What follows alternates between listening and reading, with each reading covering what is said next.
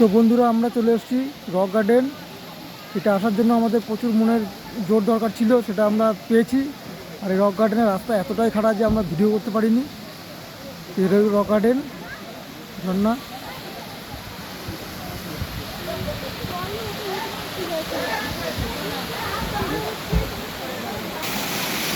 तो ये है रॉक गार्डन।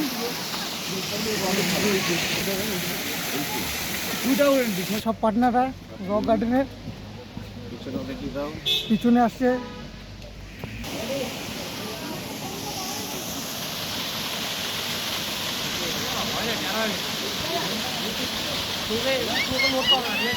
আমি চলেছি এখন রক গার্ডেনের টপ জায়গায়, যেখানে মেন বড় ঝর্ণাটা দেখুন।